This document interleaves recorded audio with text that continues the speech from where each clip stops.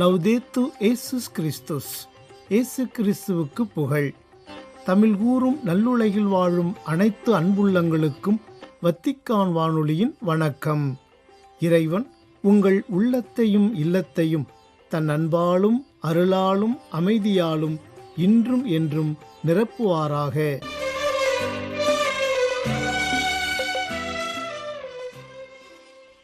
அன்பு நேயர்களே, வத்திக்கான் வானொலி இன்று உங்களுக்கு வழங்கவிருப்பவை தடம் தந்த தகைமை, அன்னைவோர் அதிசயம் மற்றும் செய்திகள்.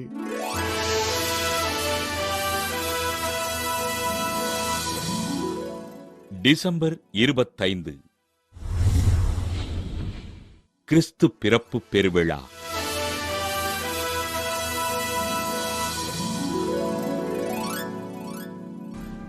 இவ்வுலக மக்கள் பாவத்தினை விட்டுவிட்டு நிறைவாழ்வு பெற வேண்டும் என்பதற்காக சுதனாகிய இறைவன் மண்ணில் மனிதனாக பிறப்பெடுத்த புனித தினத்தையே தாய் திருச்சபை கிறிஸ்து பிறப்பு பெருவிழாவாக கொண்டாடி மகிழ்கின்றது.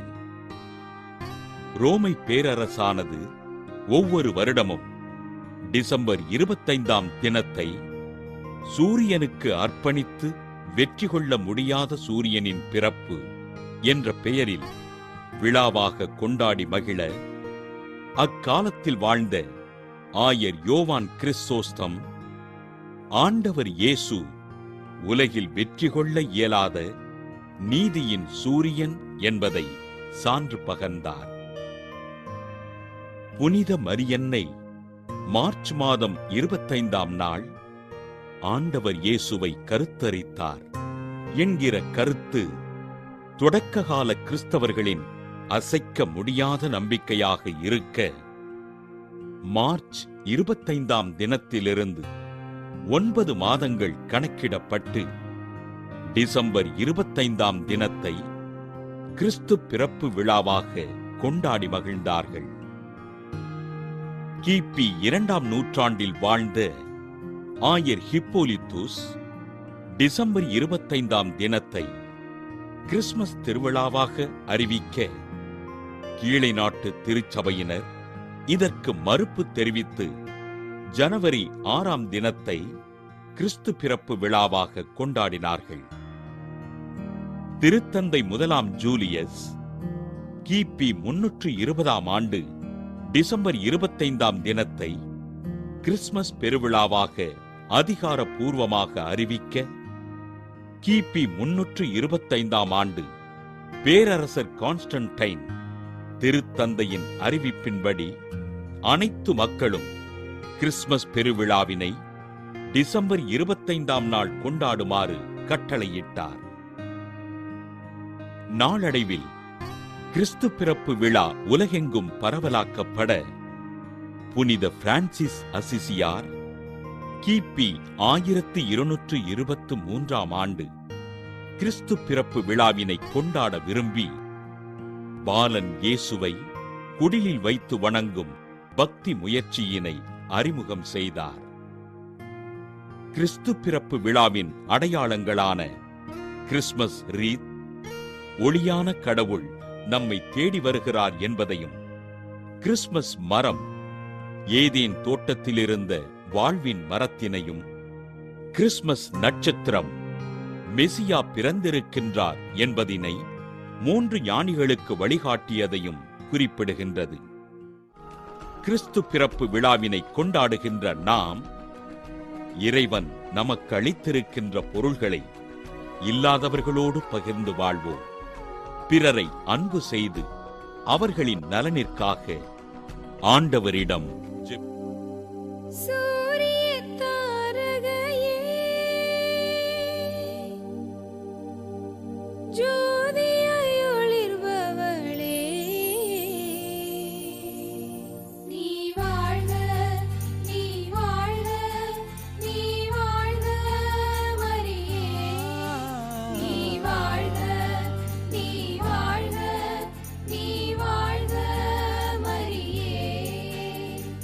மரியே மரியே நீ வாழ்க, விண்மலரே மலரே நீ வாழ்க.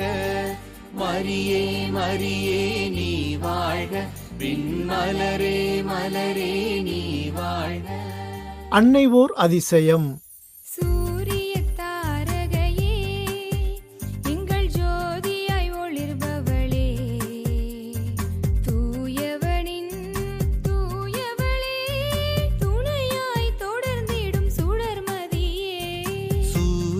தாரகையே எங்கள் ஜோதியாய் ஒளிர்பவளே, தூயவனின் தூயவளே, துணையாய் தொடர்ந்திடும் சுடர்மதியே.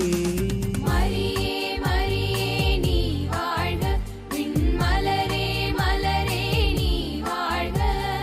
மரியே மரியே நீ வாழ்க, விண்மலரே மலரே நீ வாழ்க.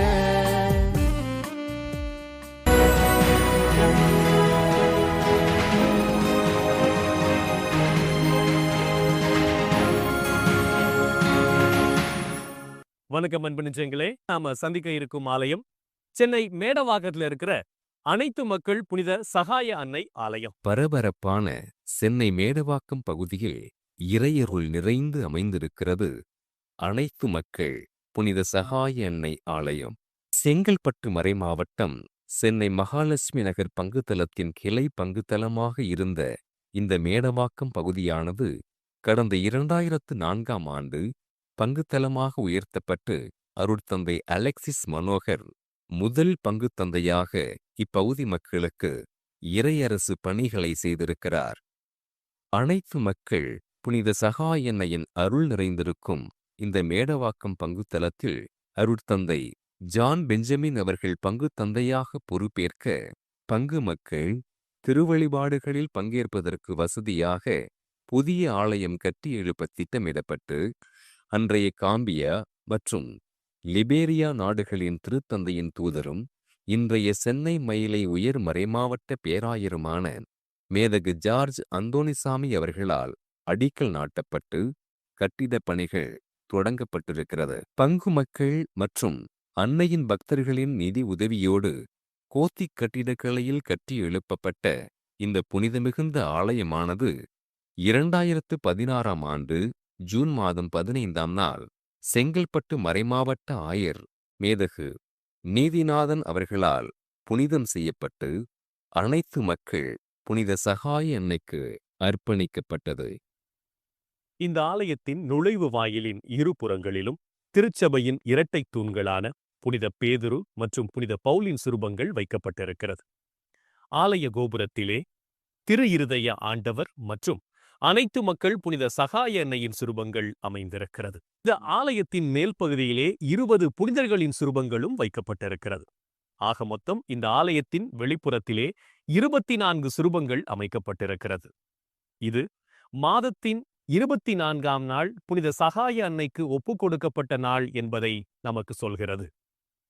இந்த ஆலய கோபுரத்தில் அமைந்திருக்கின்ற திருச்சிலுவையின் அடியில் 153 ஆலயங்களின் புனித மண் வைக்கப்பட்டிருக்கிறது. இந்த ஆலயத்தின் புனிதமான தூயகம்.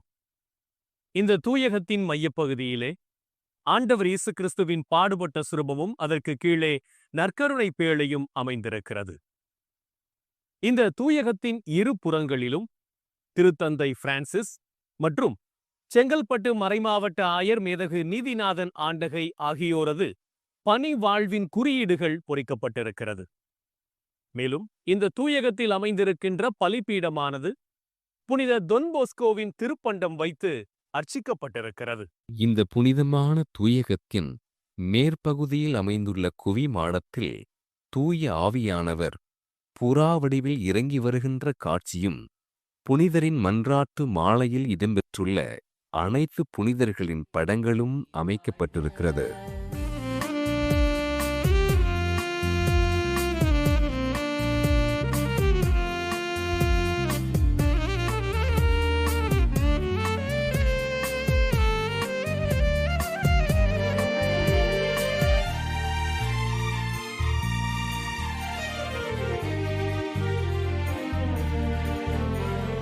காரிருள் போக்கிடும் காரிகையே எம்மில் பேரருள் பொழிந்திடும் பெருமகளே.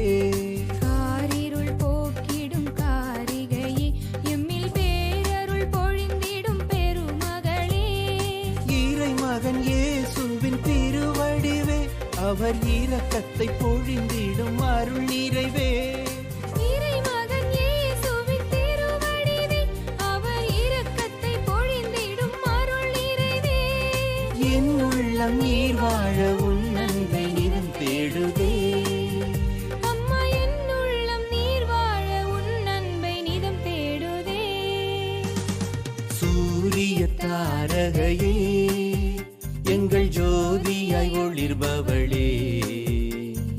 தூயவனின் தூயவளே துணையாய் தொடர்ந்திடும் சுடர்மதியே.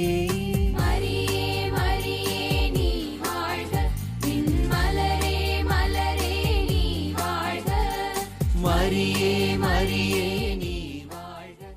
தூயகத்தில் அமைந்திருக்கும் இந்த புனிதமான வாசக மேடையில் 12 சிறு தூண்கள் அமைந்திருக்கிறது.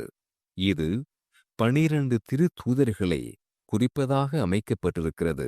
இந்த பங்குத்தலத்தின் பாதுகாவலியான அனைத்து மக்களின் புனித சகாய அன்னையின் திருப்பீடம். இந்த திருப்பீடத்திலே தன்னை நாடி வந்து வேண்டுதல் செய்கின்ற மக்களின் தேவைகளை இறைமகன் இயேசு கிறிஸ்துவிடம் பரிந்து பேசி பெற்றுத் தருகின்ற தாயாக திருத்தூதர்கள் சூழ அன்னை அவர்கள் வீற்றிருக்கிறார்கள். இந்த திருச்சுரூபமானது ஆலயமானது அர்ச்சிக்கப்பட்ட 2016ஆம் ஆண்டு ஜூன் மாதம் 15ஆம் நாள் அருட்தந்தை வின்சென்ட் சின்னத்துரை அவர்களால் புனிதம் செய்யப்பட்டிருக்கிறது. இந்த ஆலயத்திற்கு வருகை தரக்கூடிய இறைமக்கள் ஜெபிப்பதற்கு வசதியாக தூயகத்தின் ஒரு புறத்திலே புனித ஆரோக்கிய அன்னை, புனித சூசையப்பர், புனித அந்தோணியார், அற்புத குழந்தை இயேசுவின் சுரூபங்கள் வைக்கப்பட்டிருக்கிறது. இதற்கு கீழே சிலுவையில் மரித்து அடக்கம் செய்யப்பட்ட ஆண்டவர் இயேசு கிறிஸ்துவின் சுரூபமானது வைக்கப்பட்டிருக்கிறது.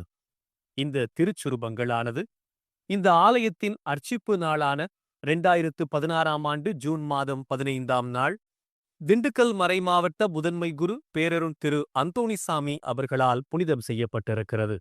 ஆலயத்தின் பக்கவாட்டு சுவர்களில் திருத்தூதர்களின் படங்களும் அதற்கு மேலே நாம் எப்பொழுதும் கடைபிடிக்க வேண்டிய 10 கட்டளைகளும் அழகிய கண்ணாடி ஓவியங்களாக வரையப்பட்டிருக்கிறது. ஆலய உட்புறத்தின் மேற்பகுதியில் இயேசு கிறிஸ்துவின் பணி வாழ்வும் அவர் செய்த அற்புதங்களும் படங்களாக காட்சிப்படுத்தப்பட்டிருக்கிறது. இந்த புனிதமான ஆலயத்தின் 3 பிரதான வாயில்கள் மூவொரு இறைவனையும், ஆலயத்தின் பக்கவாட்டு பகுதிகளில் அமைந்துள்ள 4 வாயில்களும் 4 நற்செய்தியாளர்களையும் குறிப்பிடுகிறது.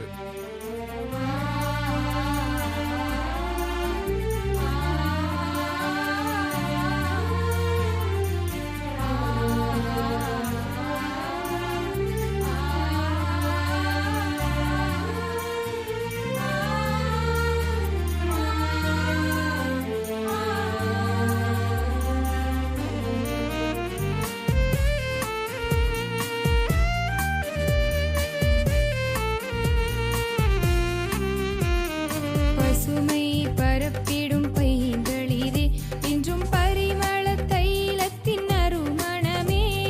பசுமை பரப்பிடும் பைங்களிரே என்றும் பரிமள தைலத்தின் நறுமணமே. மாவரன் இயேசுவின் மணிச்சரமே எங்கள் மாந்துயர் போக்கிடும் மாணிக்கமே. மாவரன் இயேசுவின் மணிச்சரமே எங்கள் மாந்துயர் போக்கிடும் மாணிக்கமே. அருளாக அமுதாக அன்றாடம் வருவாயம்மா. நீ அருளாக அமுதாக அன்றாடம் வருவாயம்மா. சூரிய தாரகையே எங்கள் ஜோதியாய் ஒளிர்பவளே. தூயவனின் தூயவளே துணையாய் தொடர்ந்திடும் சுடர்மதியே. சூரிய தாரகையே எங்கள் ஜோதியாய் ஒளிர்பவளே. தூயவனின் தூயவளே துணையாய் தொடர்ந்திடும் சுடர்மதியே. மரியே மரியே நீ வாழ்க விண்மலரே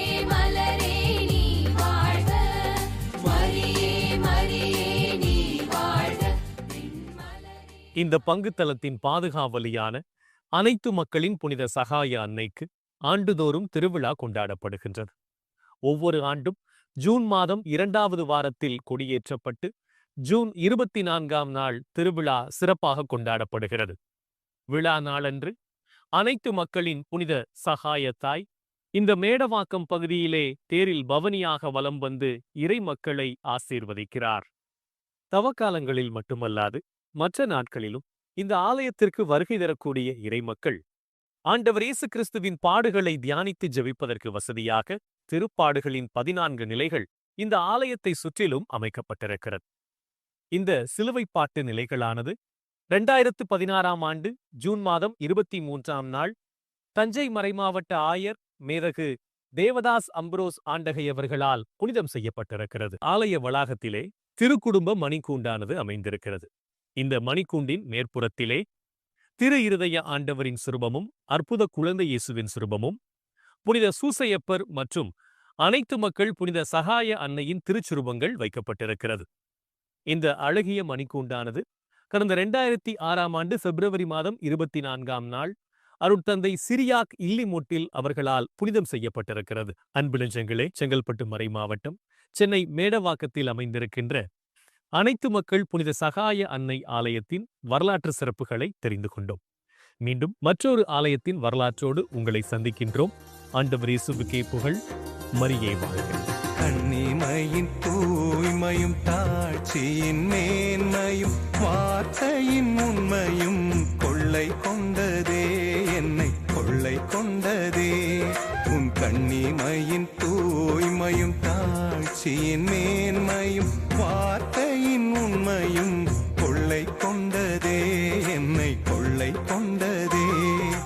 இயேசுவின் தாசனா என்னை வாழ வைத்ததே,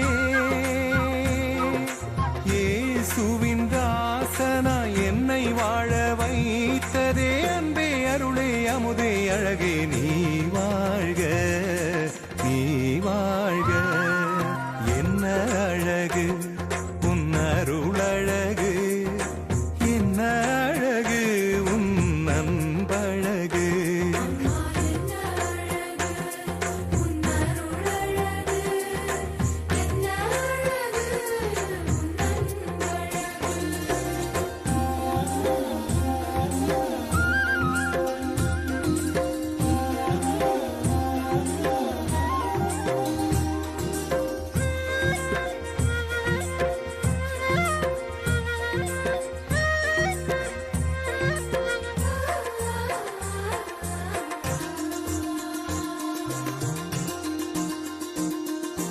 அன்பு விழி கருணையும் வாழ்வினில் எளிமையும் விதையாயின் நெஞ்சிலே விளைந்திடுமே, கனிந்திடுமே. உன் அன்பு விழி கருணையும் வாழ்வினில் எளிமையும் விதையாயின் நெஞ்சிலே விளைந்திடுமே, கனிந்திடுமே. வளமையும் வசந்தமும் அன்பு நேயர்களே, இந்நேரம் வரை நீங்கள் கேட்டு மகிழ்ந்தது அன்னை ஓர் அதிசயம் சிறப்பு நிகழ்ச்சி. இத்துடன் வத்திக்கான் வானொலியின் இன்றைய நாள் நிகழ்ச்சி நிறைவு பெறுகின்றது. உங்கள் செவிமடுத்தலுக்கு நன்றி, வணக்கம்.